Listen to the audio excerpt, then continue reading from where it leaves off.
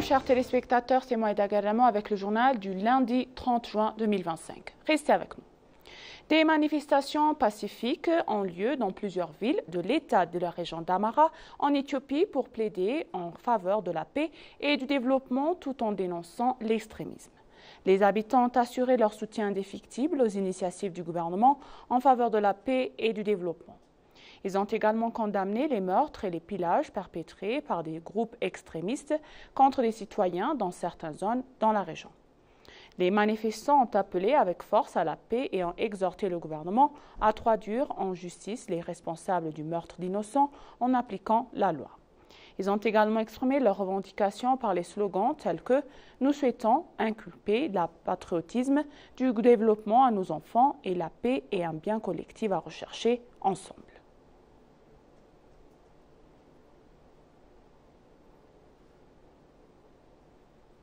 Dans un message publié sur les réseaux sociaux, le vice-premier ministre a déclaré en disant « La population a tiré les leçons des atrocités commises par les forces anti-paix et les alliés et elle a vu ses propres yeux les infrastructures qu'elle les a construites à la sueur de son front étaient détruites par les forces alliées, les ennemis qui disent « Nous sommes à vous, ces enfants sont privés.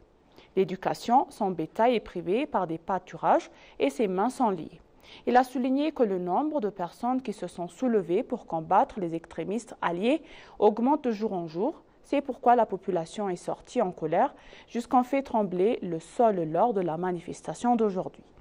Il a également expliqué le rassemblement d'aujourd'hui en ces termes. Le messager à celui qui emploie le gouvernement et le peuple connaissent bien les messagers, a déclaré le vice-premier ministre. Le peuple a pris conscience non seulement à l'identité des messagers, mais aussi de leur activité actuelle et des complots politiques auxquels ils se livrent, a-t-il ajouté.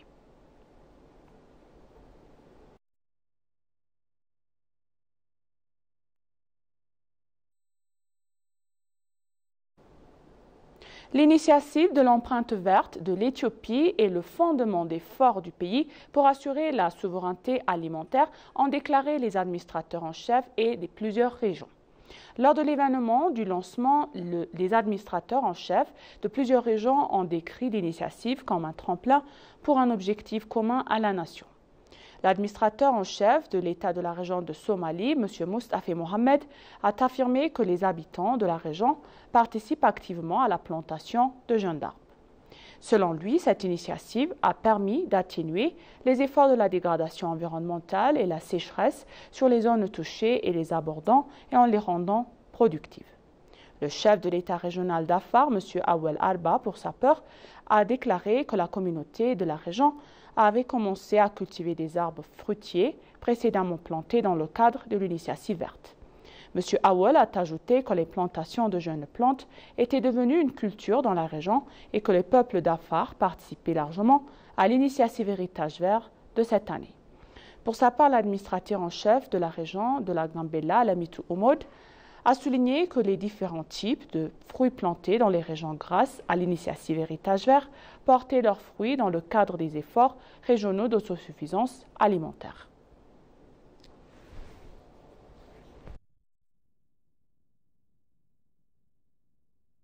Les chefs religieux ont réitéré de tout le monde doivent contribuer du succès de l'initiative visant à laisser une empreinte verte et à transmettre un pays meilleur à la génération future. Ils ont laissé leur empreinte verte et ont transmis leur message de laisser un pays meilleur en plantant des arbres.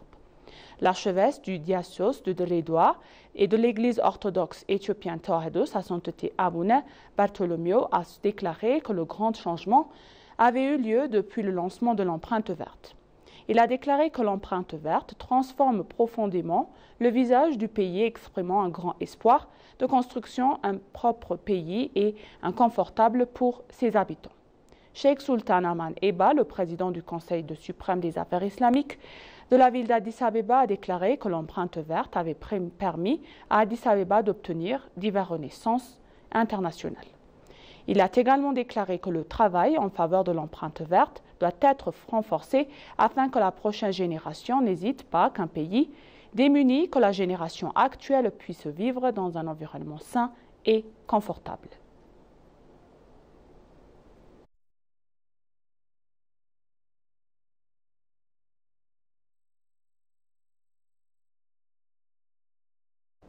Dans une autre nouvelle, les chefs religieux ont réitéré que tout le monde doit contribuer au succès de l'initiative visant à laisser une empreinte verte et transmettre un meilleur avenir à la génération suivante. Ils ont laissé leur empreinte verte et ont transmis leur message de laisser un pays meilleur en plantant des arbres. En outre, ils ont déclaré que l'empreinte verte transforme profondément le visage du pays, exprimant un grand espoir de construire un pays propre et confortable pour ses habitants.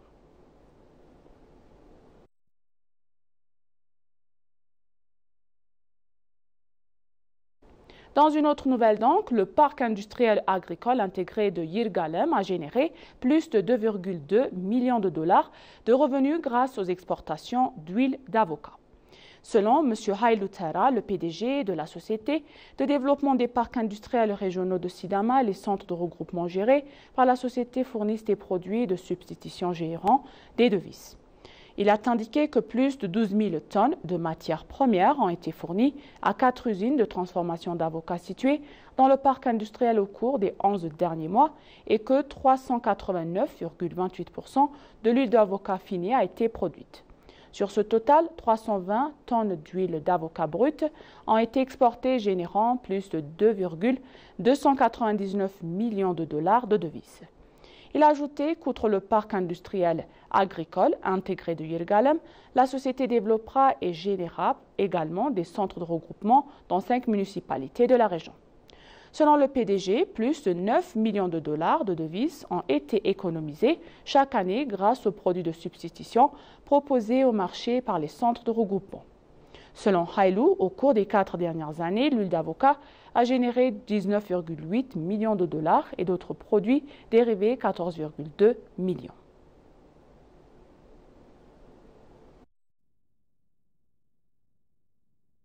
Le ministre de l'Innovation et de la Technologie, M. Bellet Amolla, a expliqué qu'un environnement propice a été créé pour que les entrepreneurs puissent concrétiser leurs idées.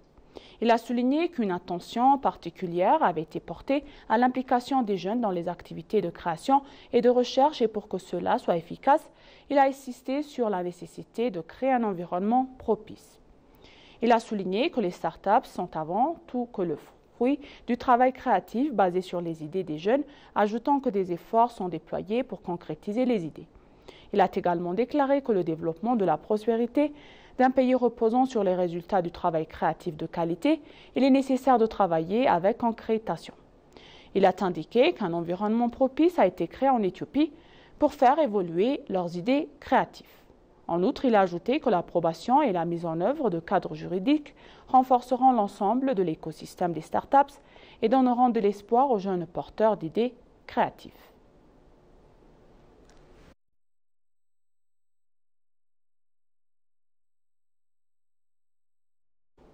Et pour conclure le journal du jour, donc, la Commission de l'Union africaine, par l'intermédiaire de son département des infrastructures et de l'énergie, a organisé une réunion de 2 jours qui devrait réunir les représentants des États membres, des communautés économiques régionales, des centres d'excellence régionaux pour les énergies renouvelables et les agences régionales de la régulation, ainsi que les institutions de financement du développement telles que la Banque mondiale et l'Afreximbank, entre autres partenaires clés.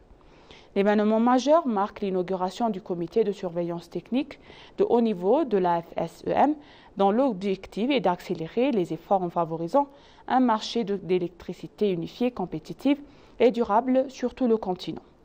La réunion réunira la principale partie prenante afin de favoriser l'harmonisation des politiques et mobiliser les investissements, de définir les feuilles de route pour les mises en œuvre. Elle permettra également aux États membres de faire le point sur les progrès réalisés et de solliciter un soutien politique en faveur de la transition énergétique.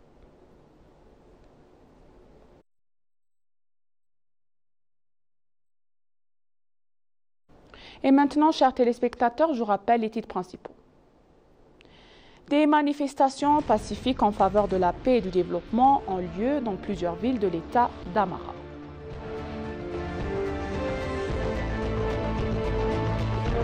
Les chefs religieux ont réitéré que tout le monde doit contribuer au succès de l'initiative de l'empreinte.